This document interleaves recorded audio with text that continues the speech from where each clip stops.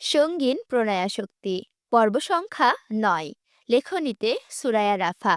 গল্প পাঠে আমি অরোরা ইসলাম। ভোর হতে না হতে গোল্ডেন গেট ব্রিজ দিয়ে ছুটছে গাড়ির বহর। কেবল গাড়িই নয়, ফরেনার ট্যুরিস্ট থেকে শুরু করে স্থানীয় পথচারী সবাই গন্তব্যের উদ্দেশ্যে পা চালাচ্ছে আপন গতিতে। সান ফ্রান্সিসকোর ছোট্ট শহরতলি ছাড়িয়ে মূল শহরে পা রাখলে কেবল মনে হয় যান্ত্রিক গাড়ি ছাড়া মানুষ পায়ে হেঁটেও পথ চলে। এছাড়া জায়গাটুকু ট্যুরিজম এরিয়া হয় সর্বক্ষণ লোকের লোকারণ্য হয়ে থাকে। ছাদখোলা মার্সিডিজে বসে দিগ্ভ্রান্তের মতো এদিক ওদিক তাকিয়ে মানুষ দেখছে ওরু, যেন হাজার বছর পরে এই প্রাণীকুলে দেখা পেল সে। আর এমনটা বা হবে নাই কেন? গত 1 মাস ধরে ওই নির্জন শুনশান বাড়িতে থেকে থেকে বিরক্ত ধরে গেছে ওর। ঘর কোনো হওয়ার দরুন টিকতে পেরেছে বইকি, অন্য কেউ হলে আলবাত পাগল বনে যেত। তবে ওরও এই মুহূর্তে পাগলের মতো উদ্ভাত চাহনি ফেলে চারিদিকে ঘুরে ঘুরে দেখছে, যেন পৃথিবীর মাটিতে আজই ওর প্রথম দিন। অরুর কাহিনী দেখে কৃতিক হুট করে গাড়ির বাটনে প্রেস করে ছাদ খুলে দিল। কৃতিকের এমন কাণ্ডে অরু মুখ কালো করে ওর পানে চাইল।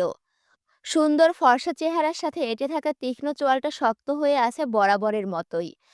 চোখের সৌন্দর্যে সামিল হয়ে আছে কালো রঙের চৌকো রোদ চশমাটা। রাস্তার দিকে একধারে তাকিয়ে থাকা থেকে শুরু করে এক হাত দিয়ে ড্রাইভ করা প্রত্যেকটা কাজে উপসে পড়ছে নজর কাড়া আভিজাত্য আর পুরুষত্ব। এই পুরুষের প্রতি যে কেউ এক দেখায় ফিদা হতে বাধ্য। তবে তার আচরণ এমন অমানবিক কেন, ভাবছে ওরু। কারণ এই বাহ্যিক সৌন্দর্যের সাথে ভেতরের মানুষটার যে কোনো রূপ মিলই খুঁজে পায় না ও। আমাকে দেখা বন্ধ কর, আমি ডিস্ট্রাক্ট হচ্ছি। তৎক্ষণাৎ চোখ নামিয়ে নিজের হাতের দিকে চাইল ওরু। সাফেদ রঙা ব্যান্ডেজ হাতে নিয়ে আজ প্রথম দিন ভার্সিটিতে যাচ্ছে ও। আর এই ব্যান্ডেজ করা ক্ষতটা অন্য কারো নয়, বরং ওর পাশের মানুষটার দ্বারাই তৈরি। যদিও কৃতিক সবসময় গোমরা মুখেই থাকে, তবুও রাতের সে ভয়ানক কোল্ড হার্ট আর অগ্নিদৃষ্টিরত কৃতিকের সাথে এখনকার কৃতিকের দিনরাত তফাত। আজ প্রথম দিন, তাই কৃতিকের সাথে যাওয়ার সুযোগ পেয়েছে ওরু, কারণ কৃতিক ওই একই ভার্সিটির প্রফেসর। তবে কৃতিক এটাও সাফ সাফ জানিয়ে দিয়েছে আজই ফার্স্ট আর আজই লাস্ট। এরপর আর কখনো ওরুকে নিয়ে যেতে পারবে না। তার বদলে ওরুর জন্য বরাদ্দ করা হয়েছে একটা ছোট্ট সাইজের প্যাডেল বাইক বা সাইকেল। সাফেদ ব্যান্ডেজটা নখ দিয়ে খুঁটরাতে খুঁটরাতে ওরু যখন নানান অযাচিত চিন্তায় বিভোর, ঠিক তখনই আপন সুরে বেজে উঠল ওর মুঠোফোনটা। কোনো এক কারণে অনেকটা তড়িঘড়ি করে ফোনটা কানে তুলল ওরু। ওপাশের ব্যক্তিকে কিছু বলার অবকাশ না দিয়ে ওরু বলল, হ্যালো নীলিমা, অবশেষে ফোন করলি তুই? জানিস কাল সারা রাত তোকে কতবার ফোন ট্রাই করেছি, একবারও কল তুলিসনি তুই। ওরু যতটা উচ্ছ্বাস নিয়ে কথাগুলো বলল, নীলিমার কণ্ঠস্বর ছিল ততটাই নির্জীব আর ক্লান্ত। ও বলল, আমি বুঝতে পারিনি এটা তুই। তাছাড়া কাল সারা রাত হসপিটালে ছিলাম, ফোন হাতের কাছে ছিল না। ওরও জিজ্ঞেস করে, কেন, কি হয়েছে, তুই কি ঠিক আছিস? হ্যাঁ রে, আমি ঠিক আছি। কিন্তু তিথি, তিথি নামটা শোনা মাত্রই অরুর মনে পড়ে যায় সেই দিন তিথির করা অজস্র অপমানের কথা। পাশে এসে ভর করে তিথির প্রতি একরাশ ঘৃণা আর বিরক্তি। তবুও ওর কথা আগাতে জিভ দিয়ে সামান্য ঠোঁট ভিজে অরু শুধায়, কি হয়েছে? নীলিমা কাঁদো কাঁদো গলায় বলে, জানি না অরু, হুট করে আমাদের তিথির মতো চঞ্চল হাসিখুশি মেয়েটার সাথে এরকম কেন হলো। কি হয়েছে সেটা তো বল। মাত্র একদিনে ওর সাথে অনেক কিছু হয়েছে ওরু। কিছু তুচ্ছ কারণে ভার্সিটি তিথির ছাত্রত্ব বাতিল করে দিয়েছে। আর ঠিক সেই দিনই হুট করে ওর বাবা এত বড় পজিশনে জবটাও চলে গিয়েছে। একদিনের ব্যবধানে ওর ক্যারিয়ার, ওর বাবার ক্যারিয়ার সব শেষ হয়ে গিয়েছে। তাহলে ওর মনের অবস্থাটা একবার ভাব। আর সব থেকে আশ্চর্যের ব্যাপার হলো, তিথির বাবা জেকে গ্রুপের মার্কেটিং ডিপার্টমেন্টের কর্মকর্তা ছিলেন। বহু বছরের ক্যারিয়ার হুট করেই শেষ। বলতে বলতে অনেকটা কান্নাই করে দেয় নীলিমা। তাহলে হসপিটালে কেন ছিলি? এতগুলো শক একসাথে নিতে পারেনি তিথির আম্মু। এসব ঘটনায় কাল রাতে হুট করে উনি স্ট্রোক করে বসেন, তাই সেখানে ছিলাম সারা রাত। কথাগুলো শুনে ওরও খারাপ লেগেছে, কিন্তু ওর তো এখানে কিছু করার নেই। তাই ওরু চাপা নিঃশ্বাস ছেড়ে জিজ্ঞেস করলো, আন্টি এখন কেমন আছেন? হুম, আগের চেয়ে বেটার। এখন বল তোর খবর কি ওরু? নীলিমাকে তৎক্ষণাৎ থামিয়ে দিয়ে ওরু বলে, আমার কথা পরে বলবক্ষণ। তার আগে তুই আমাকে বল, নিখিল ভাই কোন ভার্সিটিতে অ্যাডমিশন হয়েছে নীলিমা? অরুর মুখ থেকে কথাটা বের হওয়ার সঙ্গে সঙ্গে গাড়িতে আকস্মিক ব্রেক কষল কৃতিক। হঠাৎ করে এমন হওয়াতে কম্পিত হয়ে উঠল অরুর বক্ষপিঞ্জর। সামনের দিকে হুমড়ি খেয়ে পড়তে পড়তেও জেনে বেঁচে গেল ও। আতঙ্কে চোখ দুটো বড় বড় করে ঘুরে তাকালো কৃতিকের পানে। তখনও মোবাইল ফোনটা অরুর কানেই ছিল, তবে খুব বেশিক্ষণ সেটা আর কানে স্থির রইল না। অরু কিছু বুঝে ওঠার আগে ফোনটাকে অরুর কান থেকে ছিনিয়ে নিয়ে সেটাকে সজোরে মাঝ রাস্তায় ছুঁড়ে মারে কৃতিক। কয়েক মুহূর্তের মধ্যে সুন্দর চকচকে হ্যালো কিটি কাভার দিয়ে মোড়ানো ফোনটা পরিণত হয় ধ্বংস অবশেষে। নিজের শখের ফোনের এমন করুণ দশা দেখে আঁতকে উঠল ওরও। হিংস্র বাঘিনীর ন্যায় দৃষ্টিপাত করলো কৃতিকের পানে। তবে মুখ দিয়ে কিছু বলার অবকাশ দিল না কৃতিক, বরং তার আগে গাড়ির দরজা খুলে গর্জে উঠে বলল, গেট আউট। ওরও চমকে উঠে বলল, কি বলছেন? এই মাঝ রাস্তায় কোথায় নামবো আমি? Get out. কৃতিক একই বাক্য পুনরায় উচ্চারণ করে, এক প্রকার হাত ধরে ঠেলে মাঝ রাস্তায় নামিয়ে দিল অরুকে। তারপর ওয়ালেট থেকে একটা $100 নোট বাড়িয়ে দিয়ে বলল, সামনে বাস স্টপস, নেক্সট নেক্সট বাস সোজা ভার্সিটির সামনে গিয়ে থামবে। গো এহেড। অরু বেচারি না পারতেও টাকাটা হাতে নিল। কৃতিক তৎক্ষণাৎ ঠাস করে গাড়ির দরজা বন্ধ করে দিয়ে গাড়ি স্টার্ট দিল। যাওয়ার আগে নিজের শরীরের কালো রঙের কোটটা খুলে জানালা দিয়ে ছুঁড়ে মারে অরুর মুখের ওপর। কোটটাকে উল্টে পাল্টে দেখে কৃতিকের গাড়ির দিকে প্রশ্নসূচক দৃষ্টি নিক্ষেপ করলো অরু। কৃতিক যেতে যেতে লুকিং গ্লাসে তাকিয়ে বলে, হাতে নিয়ে সঙ্গের মতো দাঁড়িয়ে থাকার জন্য দেইনি, গায়ে পড়তে দিয়েছি। ব্যাস, এইটুকুই। তারপর সাই সাই করে হাজারো অচেনা গাড়ির ভিড়ে হারিয়ে গেল একমাত্র চেনা মার্সিডিজটা। অজ্ঞাত অরু ভাবলেশহীন চোখে সেই দিকে তাকিয়ে রইল খানিকক্ষণ। মাথায় তখন একটাই প্রশ্ন খেলে গেল ওর, কৃতিক কি আদৌ মানুষের কাতারে পড়ে? মনের মাঝে একরাশ হতাশা আর কষ্ট নিয়ে কোনো মতে ভার্সিটিতে এসেছে ওরও। শীত নিবারক হিসাবে গায়ে জড়িয়ে রেখেছে কৃতিকের ব্যান্ডেড ব্ল্যাক কোট। গেট দিয়ে ক্যাম্পাসে ঢুকতে ঢুকতে ওরও ভাবছে, এভাবে ভেঙে পড়লে চলবে না। যত যাই হোক পড়াশোনাটা চালিয়ে যেতে হবে তাকে। তবে সে ভাবনারা বেশি দূর এগোতে পারল না। নিজেকে নিজেই মোটিভেশন দিতে দিতে কখন যে হাজারো অচেনা অপরিচিত মুখের ভিড়ে কাঙ্ক্ষিত পরিচিত শ্যাম পুরুষের মুখখানা চোখের সামনে চলে এলো, সে কথা ঠাহর করতে পারল না ওরও। ঠিক আগের মতোই ক্যাম্পাসের প্রশস্ত সিঁড়িতে আসন পেতে কানে হেডফোন লাগিয়ে বই পড়ছে সে। হঠাৎ করেই কি জানি কি হয়ে গেল, সরাত সরাত ঢেউ তুলে জোয়ার আসার মতোই বানভাসী হলো মনের নদী। মুখ থেকে অজান্তেই বেরিয়ে এলো খুব পরিচিত সেই চেনা নাম, নিখিল ভাই। চারিদিকে কে আছে কে নেই কিছুই আর চোখে পড়ল না অরুর, বরং নিষ্পলক হয়ে দ্রুত পায়ে এগিয়ে যেতে লাগলো সেই চেনা মুখের মানুষটির দিকে। তবে পুরোপুরি কাছে যাওয়া হলো না। তার আগেই নিখিলের কাছে পৌঁছে গেল ভিনদেশী দুজন সুন্দরী আগন্তুক রমণী। কয়েক মুহূর্তের মধ্যে তাদের সাথে হাসি ঠাট্টায় মাতোয়ারা হয়ে উঠলেন নিখিল। তাই ওরও আর সেদিকে পা বাড়ানোর সাহস করল না, বরং দূর থেকেই নিখিলের হাস্যোজ্জ্বল মুখের পানে চেয়ে শুধালো, আপনি ভালো আছেন নিখিল ভাই? অরুর থেকে কয়েক মিটার দূরত্বে দাঁড়িয়ে এই পুরো ব্যাপারটা দুহাতে মুষ্টিবদ্ধ করে স্ক্যান করে নিল আরেকজন। তবে সেটা অন্য কেউ নয়, অরুতে ভীষণভাবে আসক্ত এক ছন্নছাড়া পুরুষ, মিস্টার জায়ান কৃতিক চৌধুরী। অরু বাসে আসলেও অরুর পরে ভার্সিটিতে প্রবেশ করেছে কৃতিক, কারণ ও গাড়ি নিয়ে বাসের পেছন পেছনে এসেছে। তারপর ক্যাম্পাসে ঢুকতে এই কাহিনী। তবে আশ্চর্যের বিষয় হলো এই মুহূর্তে কৃতিকের চোখে মুখে কোনো গম্ভীরতার লেশমাত্র নেই, বরং ঠোঁটের কোণে আটকে আছে এক রহস্যজনক কপট বাঁকা হাসি। কপট হাসিটা ধরে রেখে কৃতিক অস্পষ্ট স্বরে বলে, আমার বোকা পাখি, সত্যিটা জানলে কতই না কষ্ট হবে তোর জান, but I am okay with that, cause তুই শুধু আমার। ওরও আজ কার মুখ দেখে ঘুম থেকে উঠেছিল কে জানে। প্রথম দিন ভার্সিটিতে আসার উদ্দেশ্যে বের হওয়ার পর থেকে একটার পর একটা ঝামেলা লেগেই আছে। প্রথমে কৃতিকের মতো বদমেজাজি লোকের সাথে বের হতে হলো, অতঃপর রাস্তায় বিশাল অঘটন, একটু আগে নিখিল ভাইয়ের সাথে দেখা হয়েও হলো না। আর এখন ক্লাস থেকে বের করে দিল কৃতিক ওকে। এখন অবশ্য দোষটা কৃতিকের নয়, ওরই বেশি ছিল। ক্লাসের মধ্যে বাইরে উকিঝুঁকি দিয়ে নিখিল ভাইকে খুঁজতে গিয়ে বেজেছে বিপত্তি। ভরা ক্লাসে সবার সামনে কৃতিক এক রামধমক। হুমায়ুন আহমেদের লেখা হিমু উপন্যাসে আমি পড়ছিলাম, রামধমক হচ্ছে সেটা যেটা বড় সড় ধমক, মানে যেই ধমকটা অনেক বড় সেটাকে বলা হয় রামধমক, বুঝছো? ওই জন্য হাসলাম। ভরা ক্লাসে সবার সামনে কৃতিক একটা রামধমক দিয়ে ক্লাস থেকে বের করে দিয়েছে অরুকে।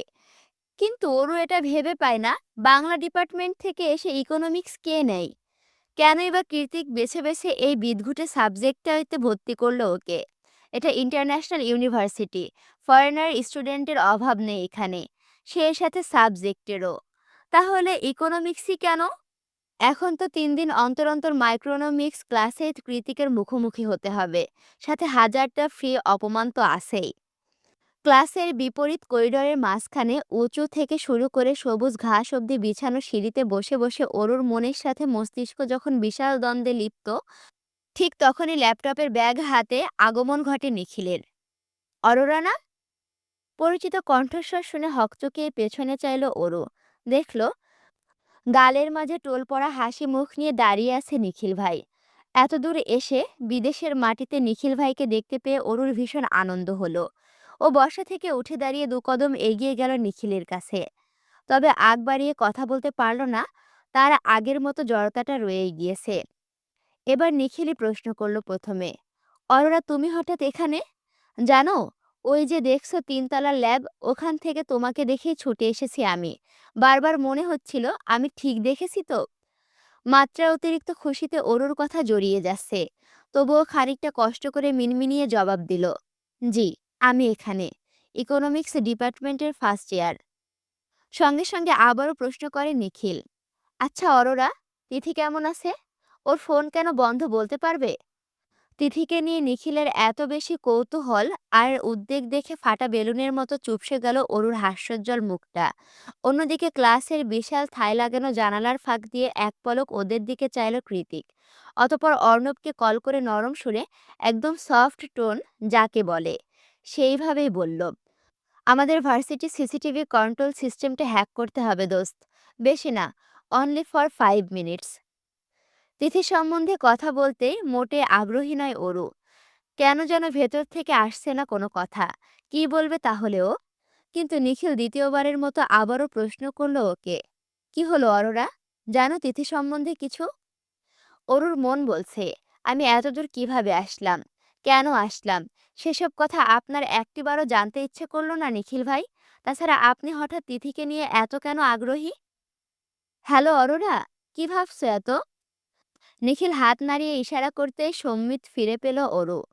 এদিক ওদিক মাথা নাড়িয়ে কিছু একটা বলতে যাবে, তার আগেই ফোন চলে আসে নিখিলের। ওপাশ থেকে কি বলল কে জানে। নিখিল আর এক মুহূর্তের জন্য দাঁড়ালো না ওখানে, বরং দ্রুত পায়ে ছুটতে লাগলো ৩ তলার ল্যাবরুমের উদ্দেশ্যে। অযাচিত অরু পেছন থেকেই প্রশ্ন ছুড়ল, কি হয়েছে নিখিল ভাই, এনিথিং রং? নিখিল যেতে যেতে জবাব দেয়, সামহাও কেমিক্যাল পড়ে গিয়ে আমার সব রিচার্জ রিপোর্টগুলো পুড়ে গিয়েছে। এমন দুর্ঘটনার কথা শুনে অজান্তে মুখে হাত চলে গেল অরুর। বিড়বিড় করে নিজেকে নিয়ে প্রশ্ন ছুড়ল, আচ্ছা হচ্ছেটা কি এসব? ক্লাস শেষে অরুকে এভাবে হয়ে দাঁড়িয়ে থাকতে দেখে ওর কাছে এগিয়ে আসে উজ্জ্বল শ্যামবর্ণের মোটা ফ্রেমের চশমা পরিহিত একটা মেয়ে। কারো উপস্থিতি টের পেয়ে অরু পেছনে চাইলে মেয়েটা হাত বাড়িয়ে বলে, hello, I am Sayani, Sayani Mukherjee, I am from India. দূর দেশে হাজারো সাদা চামড়াওয়ালা বিদেশি মানুষের ভিড়ে প্রতিবেশী দেশের কাউকে দেখতে পাওয়াটা পাশের বাড়ির প্রতিবেশীর মুখ দেখতে পাওয়ার মতোই অনেকটা। অরু সেই রকমই ঠেকল। ও জলদি সায়নীর হাতে হাত মিলিয়ে বলল, আমি Aurora Sheikh, I mean Aru. Aru, how sweet. তারপর আঙুল ইশারা করে সায়নী বলে, চলো ক্যান্টিনে যাই, তোমাকে ভার্সিটি ক্যান্টিনের সবচেয়ে বেস্ট খাবারটা টেস্ট করাবো আজ, লেটস গো। অরু সম্মোহীন হাসি দিয়ে বলল, আচ্ছা চলো। নরম ঘাসের আস্তরণ মারিয়ে পায়ে পায়ে এগিয়ে যাচ্ছে ওরা দুজন। যেতে যেতে সায়নী শুধায়, আচ্ছা, আজ জেকে স্যার তোমাকে ওভাবে বকলো কেন বলো তো? উনি সাধারণত কারো সাথে আনপ্রফেশনাল আচরণ করেন না, অ্যাটলিস্ট আমি তো দেখিনি। ওর ঠোঁট উল্টে বলল, কি জানি। তবে মনে মনে বলল, তোমার জেকে স্যারের বকুনি খেয়ে আমার অভ্যাস আছে। সায়নী প্রত্যুত্তরে উৎকণ্ঠা নিয়ে বলল, জানো, JK sir is a very good rider. ভার্সিটিতে তাকে যতটা কুল লাগে, বাইক রাইডার জেকে স্যারকে ঠিক ততটাই ডেসপারেট আর ড্যাশিং মনে হয়, যেন আস্ত একটা চকলেট বয়। ওরও জানতো যে কৃতিক একজন রাইডার, তবে সেটা মনিটরে ভিডিও গেমে। কিন্তু বাস্তবেও যে কৃতিক বাইক রাইডিং করে সেটা ওর অজানাই ছিল। তাই চকিত হয়ে বলল, কি বলছো তুমি? আমি তো জানতাম না। সায়নী হাত দিয়ে মাছি তাড়ানোর মতো করে বলল, আরে তুমি কি করে জানবে? নতুন এসেছো না? দাঁড়াও, আমার কাছে টিকিট আছে। এই বলে ব্যাগ থেকে দুটো টিকিট বের করে একটা অরুর হাতে ধরিয়ে দিয়ে সায়নী বলল, আগামীকাল ভার্সিটির 100 ইয়ার শ্রীমণি, তাই কোনো ক্লাস নেই। সারাদিন কোনো না কোনো প্রোগ্রাম হবে। তারপরের দিন জেকে স্যারের রাইডিং ম্যাচ। টিকিটটা রাখো, আমি তোমাকে সাথে করে নিয়ে যাব, কেমন? অরু হ্যাঁ না কিছুই বলল না। সায়নী বলার অপেক্ষাও করল না। অনেকটা অধিকার খাটিয়ে ওর ব্যাগে টিকিটটা ঢুকিয়ে দিল। এদেশে সন্ধ্যা পাওয়ার জন্য খুব বেশি সময়ের প্রয়োজন পড়ে না। বিকেল 4টার পরে এমনিতে সূর্যের হদিশ পাওয়া বাহুল্য। আধারের কালচে আস্তরণে গোধূলির মরা রোদটুকু ঢেকে গিয়েছে বহু আগেই। আফসা আধারের মাঝে ভার্সিটি গেট দিয়ে ধীরগতিতে বের হচ্ছে অরু। ওদিকে গেটের বাইরে গাড়িতে হেলান দিয়ে শটান দাঁড়িয়ে আছে কৃতিক। আপাতত ঘড়ির দিকে তাকিয়ে অরুর গতিবেগ গণনা করাটাই ওর মোক্ষম কাজ মনে হচ্ছে। অরু যখন একদম সামনে এসে দাঁড়ায়, ঠিক তখনই ঘড়ির থেকে চোখ সরিয়ে কৃতিক বলল, হোয়াই সো লেট? অরু জবাব দেয় না। উল্টে অবিশ্বাসের নজরে কৃতিকের মুখশ্রী পরখ করে মনে মনে বলে, এই গোমরামুখ লোকটা এত মেয়েদের ক্রাশ। সব মেয়েরা রাইডার রাইডার করে নাচে। কি এমন রাইড করেন উনি? অরু এমন খুঁটিয়ে খুঁটিয়ে পরখ করা দেখে কৃতিক ভুরুকুসকে বলল, হোয়াট? অরু লাফিয়ে উঠে দূরত্ব বাড়ালো। কি হলো? দূরে কেন সরে গেলি? কাছে আয়। কাছে কেন আসবো?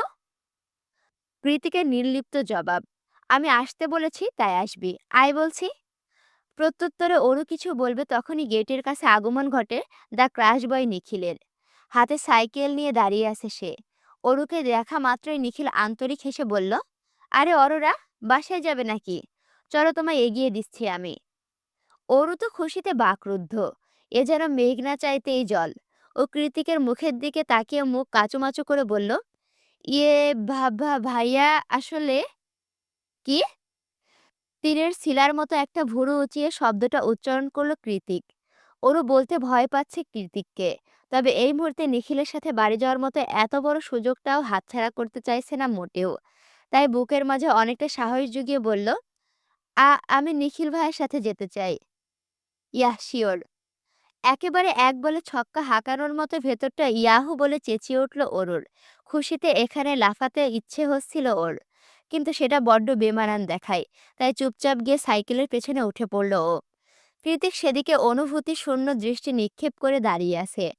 হাত দিয়ে এমনভাবে নিজের লং হেয়ারগুলোকে ব্যাক ব্রাশ করছে যেন কিছুই হয়নি। Everything is all right. Cycle চলতে শুরু করলে কৃতিক মাটির দিকে তাকিয়ে গুনতে শুরু করলো, 5, 4, 3, 2, 1 and 0। সঙ্গে সঙ্গে রাস্তার মাঝখানে ঝনঝন করে কিছু একটা পড়ার শব্দ হলো। তৎক্ষণাৎ ওর ঠোঁটে খেলে গেল অদ্ভুত সেই ক্রূর হাসি। হুট করে সাইকেলের টায়ার কি করে পাঞ্চার হয়ে গেল বুঝে উঠতে পারল না নিখিল। অবশ্য এই মুহূর্তে সে বোঝার মতো অবস্থাতেও নেই। হাত পা ছিলে ছুলে যাতা অবস্থা হয়ে গিয়েছে। ওরও নিজেও অনেকটা ব্যথা পেয়েছে। কৃতিক দ্রুত এগিয়ে এসে ব্যস্ত ভঙ্গিতে শুধালো, are you all right mister Nikhil? প্রত্যুত্তরে নিখিল আদৌ জবাব দিল কি দেয়নি তার জন্য এক মুহূর্ত অপেক্ষা না করে কৃতিক দ্রুত অরুকে কোলে তুলে নিয়ে যেতে যেতে বলে, ওকে বাই দেন। অরুকে কোলে তুলতে অরু অবাক হয়ে জোরে জোরে বলল, আরে, আরে, আরে, নিখিল ভাই পড়ে গেছে আর আপনি আমাকে কোলে নিয়ে চলে যাচ্ছেন? কৃতিক হাঁটতে হাঁটতে জবাব দেয়, হ্যাঁ, কারণ আমি তো নিখিল ভাইয়ের প্রতি একটুও ইন্টারেস্টেড না। আমি যার প্রতি ইন্টারেস্টেড তাকে সাথে করে নিয়ে যাচ্ছি। কি বলেন? কার প্রতি আগ্রহী? কৃতিক দু হাতে আগলে রাখা অরুর দিকে তাকিয়ে কটমটিয়ে বলল, বিলিভ মি অরু, তুই আর একটাও বাড়তি কথা বললে আমি তোকে এখানেই ফেলে চলে যাব। আর তুই ভালো করেই জানিস আমি যেটা বলি সেটাই করে ছাড়ি। কারণ তোর পেছনে ওয়েস্ট করার মতো বেহুদা টাইম আমার নেই। সো, মুখে ফুল স্টপ টান। কৃতিকের কথার পাশে অরুও আর কথা বাড়ানোর সাহস পায় না। মুখে দাড়ি, কমা, ফুল স্টপ সবকিছু টেনে দিয়ে মাথা এলিয়ে পড়ে থাকে কৃতিকের প্রশস্ত বাহুডোরে। আসসালামু আলাইকুম, কেমন আছো তোমরা সবাই? আসলে কি জানো, আমি যখন উপন্যাসটা পড়ি আমি তো এর আগে পড়ে রাখি না। আমি তোমাদের সাথে একসাথেই পড়ি। ওই জন্য সামনে কোনো মজার কিছু আসলে আমি মানে নিজেকে কন্ট্রোল করতে না পেরে হেসে ফেলি। এইজন্য তোমরা মাইন্ড করো না। আর তোমরা যদি এর জন্য মাইন্ড করো, তাহলে তোমরা অবশ্যই আমাকে কমেন্ট করে জানাবে। আমি চেষ্টা করব আমি ওইগুলো কেটে তারপরে ভিডিও রেডি করার, বুঝছো? দেখা হচ্ছে পরবর্তী ভিডিওতে। ভিডিওতে লাইক, কমেন্ট, শেয়ার না করে থাকলে এখনই লাইক, কমেন্ট, শেয়ার করো। আর এখনো যদি আমার চ্যানেলটি সাবস্ক্রাইব করে না থাকো, অবশ্যই সাবস্ক্রাইব করে পাশে থাকো। আল্লাহ হাফেজ।